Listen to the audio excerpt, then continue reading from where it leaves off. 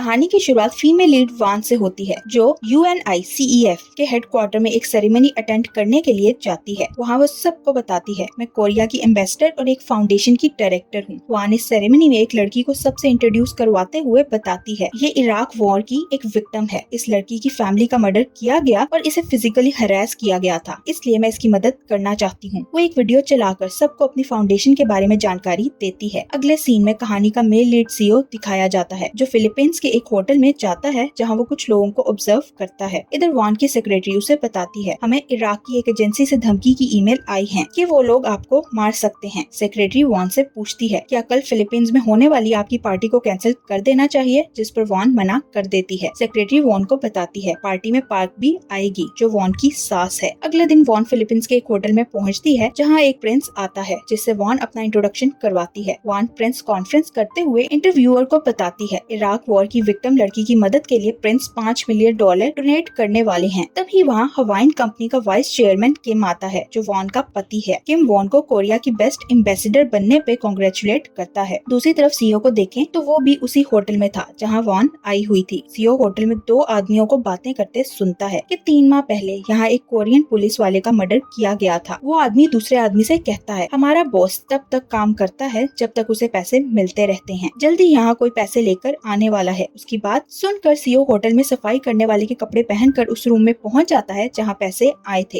एक आदमी पैसे लेकर आता है और कहता है, मैं यहाँ फ्लावर शॉप की डिलीवरी करने के लिए आया हूँ। ये सुनकर CEO को फ्लैशबैक आता है, जिसने उस कोरियन पुलिस वाले को मारा था, उसने भी यही कहा था कि फ्लावर शॉप की डिलीवरी मुकम्मल हो गई है। प्रेजेंट में ये याद करके CEO सोचने लगता है, ये आदमी यहाँ क्या कर रहा है। तभी CEO को क्वेंग नाम के आदमी की कॉल आती है, जो ह्वाइन ग्रुप से था, और CEO उसे बॉस कहता है। वो CEO से कहता है, जब से पुलिस वाले का मर्डर हुआ है तब से तुम फिलीपीन में ही हो, जिस पर CEO कहता है, हमें उस कातिल को पकड़ना चाहिए। इसी के साथ 3 माह पहले का फ्लैशबैक दिखाया जाता है, जिस पर पुलिस वाले पर कोई हमला करता है। ये पुलिस वाला CEO का दोस्त था। जैसे ही कोई उस पर हमला करता है तो CEO तुरंत वहाँ आ जाता है, लेकिन वो आदमी CEO को भी चाकू से जख्मी करके वहाँ से भाग जाता है। CEO अपने दोस्त को देखता है, जिसकी हालत बहुत खराब थी। CEO से कहता है, तुम्हें कुछ नहीं होगा, लेकिन वो CEO के हाथों में ही मर जाता है। प्रेजेंट में CEO अपने घर पहुंचकर उन 2 आदमियों की बातें याद करता है, जिनकी बातें उसने होटल में सुनी थी। उसे याद आता है, एक आदमी कह रहा था, आज मानीला में भी किसी पर हमला हो सकता है। CEO अपने साथ एक गन और चाकू लेकर मानीला के लिए निकल जाता है। वान का सिक्योरिटी गार्ड उसे बताता है, आज हम पार्क को लेने एयरपोर्ट जाएंगे, इसलिए आपके साथ सिक्योरिटी के लिए कोई नहीं होगा। जिस पर वान कहती है, तुम चिंता मत करो, मैं अपना ख्याल रख लूंगी। फिर वान मालीना पहुँचती है, जहाँ एक आदमी ने उसका निशाना लेकर उस पर गन तान रखी थी। वो जैसे ही वान पर गोली चलाता है तो वो गोली वान को लगने के बजाय उसके आगे चलने वाली लड़की को लग जाती है, जो देखकर वान बहुत ज्यादा डर जाती है। CEO जो वहीं था, उस आदमी पर गोली चलाकर उसे मारने की कोशिश करता है, लेकिन उसे गोली नहीं लगती। CEO को लगता है ये वही आदमी है जिसने उसके दोस्त को मारा था। तभी CEO की नजर वान पर पड़ती है, जो अकेली खड़ी थी, और वो आदमी फिर से उस पर गोली चलाने वाला था। CEO वान के पास जाकर उसे खींचकर एक गाड़ी के पीछे ले जाता है और उस आदमी पर गोलियां चलाने लगता है। मौका पाते ही CEO उस आदमी की गोलियों से बचते हुए वान को कार में बिठाकर वहाँ से ले जाता है। रास्ते में वान उससे पूछती है, तुम मुझे कहाँ ले जा रही हो, जिस पर CEO कहता है, मैं तुम्हें एक सुरक्षित जगह पर ले जाऊंगा। फिर अचानक उसकी कार खराब हो जाती है, तो CEO कार चेक करने जाता है, और तभी उसे कार में लगा एक GPS ट्रैकर नजर आता है। वान उसे पुलिस को कॉल करने का कहती है, लेकिन CEO मना कर देता है और कहता है, पुलिस भी इस हमले में शामिल हो सकती है, इसलिए कॉल करते ही उन्हें हमारी लोकेशन का पता चल जाएगा। जो सुनकर घबराई हुई वान उसे कहती है, मैं तुम्हारे साथ चलने के लिए तैयार हूँ। तो CEO उसे अपने घर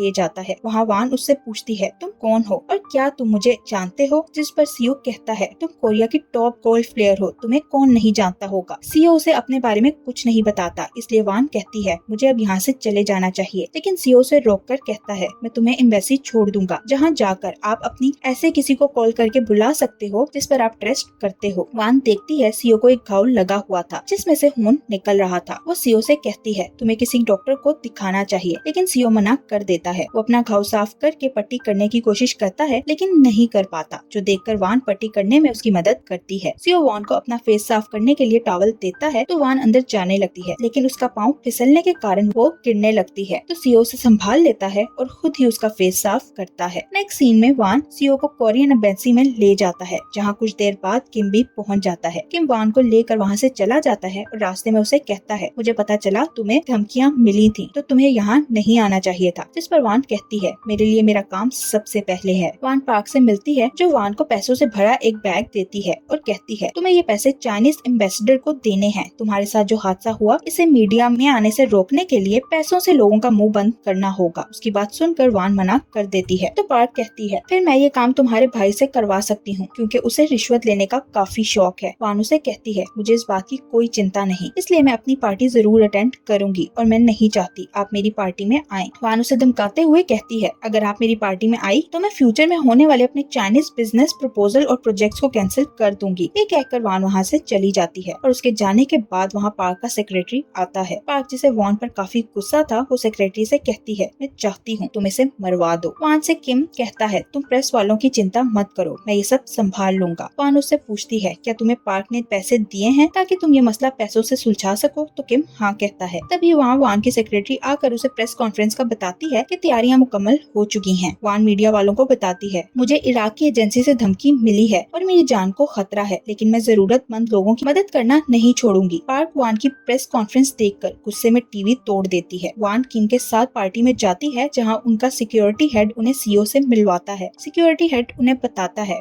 ये आज हमारी सिक्योरिटी टीम को ज्वाइन करेगा, जिसे देखकर वान हैरान हो जाती है कि ये वही लड़का है जिसने मेरी जान बचाई थी। सिक्योरिटी हेड क्वांग किम को बताता है सीईओ यहाँ एक सीनियर पुलिस ऑफिसर का काम करता है और कोरिया में मेरा जूनियर था। वो कहता है सीईओ अब अपना काम छोड़कर हमारी सिक्योरिटी टीम में शामिल होना चाहता है, जिस पर किम मान जाता है। फिर किम और वान दोनों पार्टी में जाते हैं जहाँ वान सबको अपने बारे में बताती है कि वो कैसे इतनी कामयाब हुई। तभी सीन शिफ्ट होता है और 1990 का सीन दिखाया जाता है जिसमें वान की मॉम पार्क के लिए काम करती थी जो गोल्फ की शौकीन थी। एक दिन पार्क गोल्फ खेलते हुए एक शॉट मारती है जिस पर वान की मॉम उसकी काफी तारीफ करती है, लेकिन उसने शॉट अच्छा नहीं लगाया था। उस बात पर पार्क को गुस्सा आता है और वो वान की मॉम को थप्पड़ ही दे मारती है। इस वाकये के बाद पार्क की मॉम को जॉब से निकाल दिया जाता है और इस बेइज्जती का बदला लेने के लिए वान की मॉम वान को एक गोल्फ क्लब में ले जाती हैं और उसे कहती हैं तुम्हें अपना सारा फोकस गोल्फ खेलने पर लगाना होगा। वान गोल्फ खेलते खेलते काफी भरी हो जाती है। सीन 1998 में शिफ्ट होते हैं जिसमें वान ने अपना स्कूल छोड़ दिया था। वान दिन के वक्त किसी के घर में काम करती थी और रात को गोल्फ की प्रैक्टिस करती थी। रात वान घर जाती है तो उसकी मॉम उसे कहती है अब तुम्हें यूएसए जाना होगा ताकि तुम गोल्फ खेलने के लिए टेस्ट क्लियर कर सको। मॉम की बात सुनकर वान कहती है हमारे पास इतने पैसे नहीं हैं, जिस पर मॉम कहती हैं ये तुम्हारा सरदर्द नहीं है और उसे गोल्फ करियर शुरू करने के लिए यूएसए भेज देती हैं। कहानी थोड़ी आगे बढ़ती है और 2010 का सीन दिखाया जाता है जिसमें वान गोल्फ की एक फेमस प्लेयर बन चुकी थी। इन 10 सालों में वान गोल्फ के 20 कंपटीशन जीत चुकी थी, इसलिए अब हर कोई वान को जानने लगा था। वान कंपटीशन जीतने के बाद होटल जाती है जहां उसकी मॉम उसे मिलने के लिए आती हैं। वान को जीतने के बाद जो प्राइज मनी मिली थी वो उसकी मॉम उससे ले लेती हैं क्योंकि वो जुआ खेलना शुरू हो गई थी। इस वाकये के बाद से वान ने अपनी मॉम के साथ रिश्ता खत्म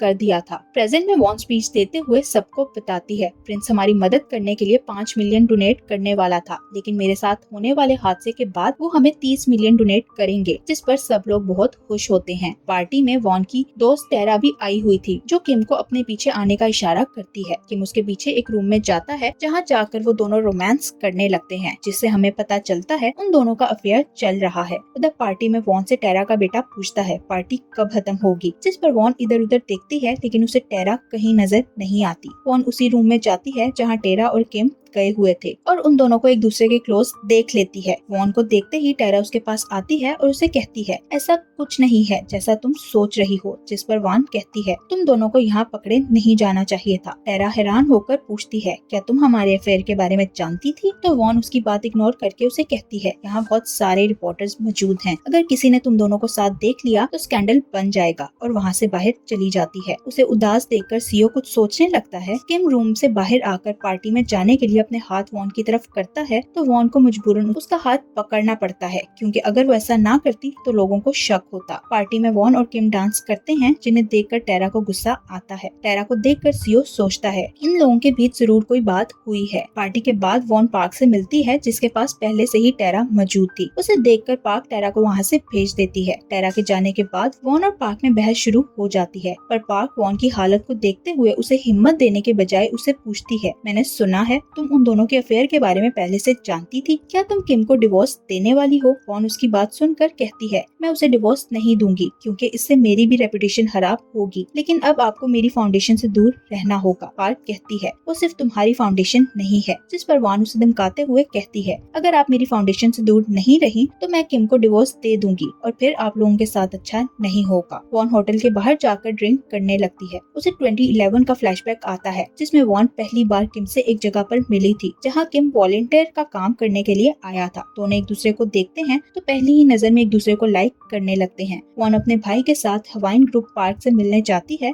जिसे देखकर पार्क पूछती है, क्या तुम्हारी मॉम जुआ खेलती हैं? पार्क इसका जवाब देने के बजाय कहती है, मैंने उनसे सब रिश्ते खत्म कर दिए हैं। पर पार्क को पता चलता है कि उसने एक बार वॉन को स्पॉन्सर किया था, तो वो उसे टॉन्ट मारते हुए कहती है, मतलब अब तक तुम्हें हम ही पाल रहे थे। वॉन को ये बात चुभती तो बहुत है, पर वो रिएक्ट करने के बजाय कहती है, ऐसा नहीं है, ये सब मेरी मेहनत का फल है। पार्क वॉन को बताती है, तुमसे पहले जो लड़की किम से प्यार का दावा करती थी, मैंने उसे मरवा दिया। ये सुनकर वॉन डर जाती है तो पार्क हंसने लगती है और वॉन से कहती है, मैं मजाक कर रही थी, मैं ऐसे ही किसी के भी साथ अपने बेटे की शादी नहीं कर सकती, इसलिए मैंने पहले ही तुम पर रिसर्च कर ली थी। इसके बाद पार्क उन दोनों की शादी के लिए मान जाती है। प्रेजेंट में ये सब याद करके वॉन सोचती है, 12 साल से ना चाहते हुए भी मैं इस रिश्ते को निभा रही हूँ। तभी उसके रूम के सामने से सीओ गुजरता है, जो वॉन को नशे में बाहर निकलता देखता है तो संभाल लेता है। वॉन अपने रूम के पास जाकर लॉक खोलने की कोशिश करती है, लेकिन उसकी चीजें उसके हाथ से गिरने लगती हैं, जो देखकर सीओ उसका लॉक खोलकर उसे अंदर जाने का कहता है। लेकिन नशे में टल्ली होने की वजह से वॉन सही से चल भी नहीं पा रही थी।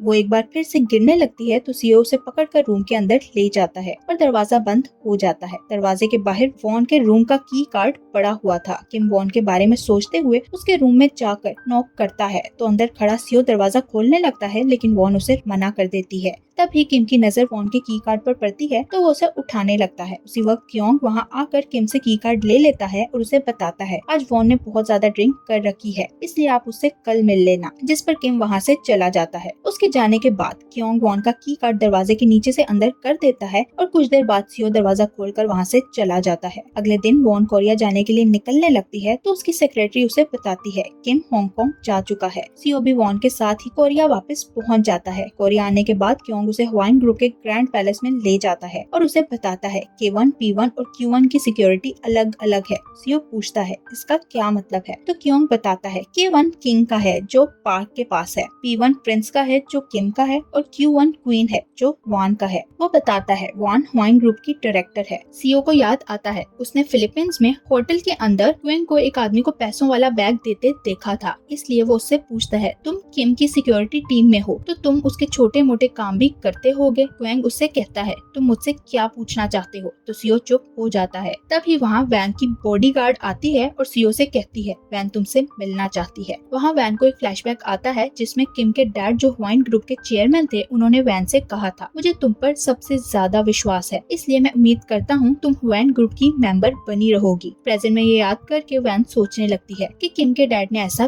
क्यों कहा होगा। सीओ वैन के पास जाने लगता है तो उसके हाथ में मौजूद एक डब्बी में से उसकी और उसके पुलिस ऑफिसर दोस्त की फोटो फ्रेम नीचे गिर जाती है। सीओ को याद आता है उसके दोस्त ने मरने से पहले उसे अपनी फोटो के बारे में बात की थी। सीओ फोटो फ्रेम की बैक साइड देखता है जहाँ एक चिप लगी हुई थी। वो इस चिप को खोलता है तो उसमें किम के डैड की वीडियो थी जिसमें उनकी डेड बॉडी को एम्बुलेंस से बाहर निकाला जा रहा था। ये देखकर सीओ सोचता है, किम के डैड की मौत के पीछे कोई तो सिगरेट जरूर है, इसलिए मेरे दोस्त ने मुझे इसके बारे में बताया था। और यहीं ये पार्ट एंड हो जाता है। Thank you for watching.